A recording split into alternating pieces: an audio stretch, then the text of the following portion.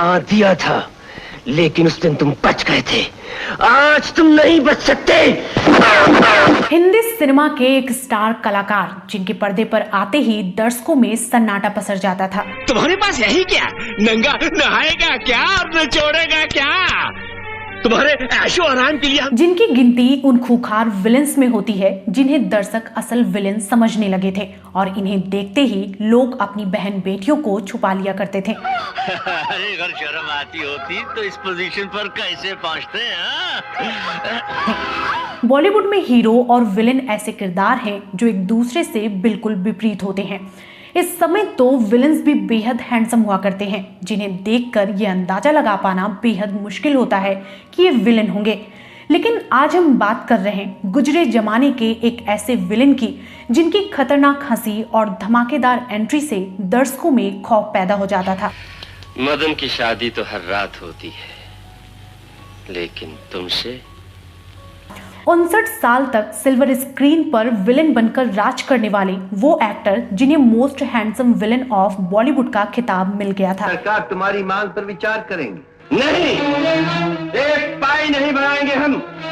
जमीन हमारी है। क्या आप यकीन करेंगे कि फिल्मों में इन्होंने 250 से ज्यादा जोर जबरदस्ती वाले सीन दिए जितना किसी और विलेन पर कभी नहीं फिल्माया गया। और क्या आप जानते हैं कि पर्दे पर अपनी मौजूदगी का एहसास कराने वाले ये अभिनेता अपनी असल जिंदगी में बेहद शांत और सौम्य इंसान माने जाते हैं और फिल्मों में लड़कियों के बीच खौफ पैदा करने वाले ये एक्टर खुद 3 बेटियों के पिता हैं। क्या आपको पता है कि फिल्मों में काम करने के साथ साथ लंबे समय तक ये टाइम्स ऑफ इंडिया के सर्कुलेशन डिपार्टमेंट में काम करते रहे और ऑफिस के बाद फिल्मों की शूटिंग के लिए जाया करते थे। उसका मैं 1-2 महीने और मेरी जान, अभी तक वो बुड्ढी दिन रात रोती है, आंसू सूखते। तो कैसी रही इस मोस्ट हैंडसम विलेन की पर्सनल और प्रोफेशनल लाइफ, बताएंगे और भी बहुत कुछ, तो आप बने रहिए हमारे साथ।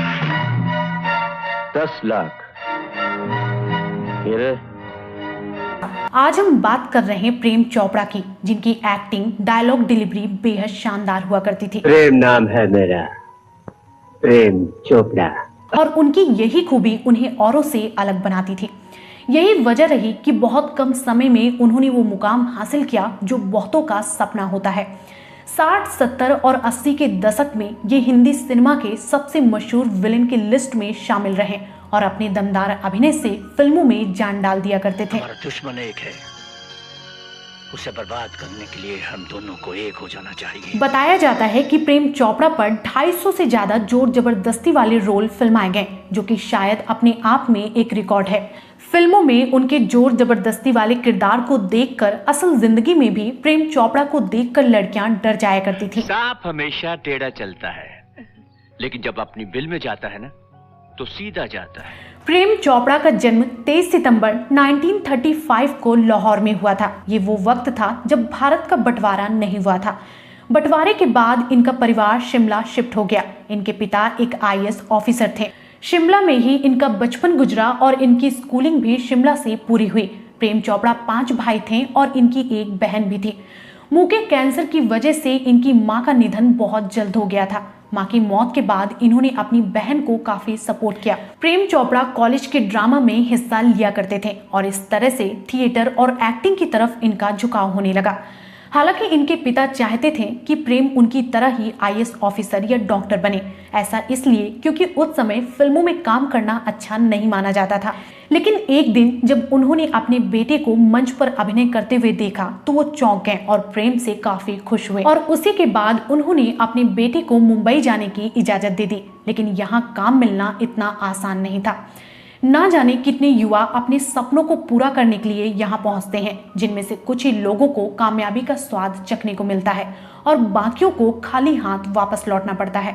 कुछ समय तक कोशिश करते रहे और फिर अपना खर्च चलाने के लिए मुंबई में टाइम्स ऑफ इंडिया की एक सर्कुलेशन डिपार्टमेंट में काम करने लगे।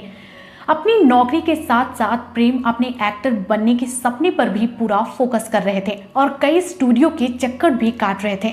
इसी तरह से एक दिन लोकल ट्रेन में एक पंजाबी फिल्मों के प्रोड्यूसर से प्रेम की मुलाकात हुई और दोनों में बातचीत हुई और उन्होंने प्रोड्यूसर जगदीश सेठी से इनकी मुलाकात करवाई और इस तरह से इन्हें एक पंजाबी फिल्म में रोल मिल गया।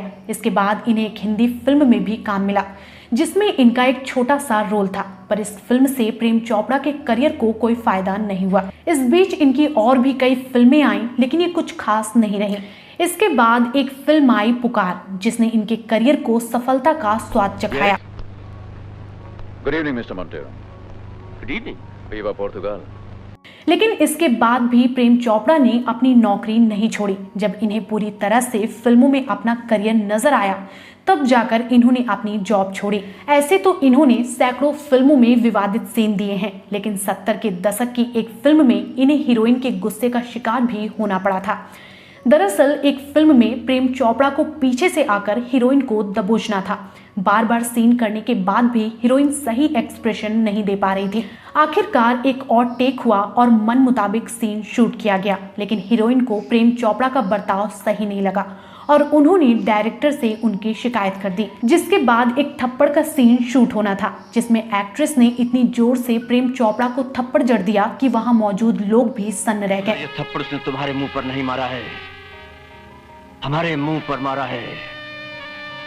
जब प्रेम चोपड़ा ने डायरेक्टर से इस बारे में बात की, तो पता चला कि फिल्म में तो ये सीन था ही नहीं। हीरोइन के कहने पर यह सीन करवाया गया था। ये सुनकर प्रेम चोपड़ा दंग रह गए। बताया जाता है कि प्रेम चोपड़ा के विलेन वाले किरदार को देखकर उनकी बेटियां भी डर जाया करती थीं। एक इंटरव्यू में प्रेम चोपड़ा ने कहा कि मुझे देखकर जब लोग अपनी पत्नियों को छुपा लिया करते थे, तो मैं इसे कॉम्प्लीमेंट की तरह लेता था।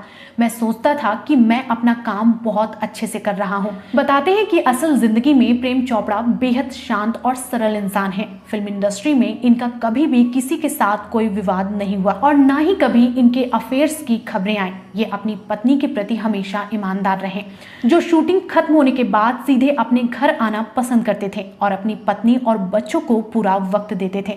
तो आपको प्रेम चोपड़ा के बारे में क्या कहना है, कमेंट बॉक्स में जरूर बताएं।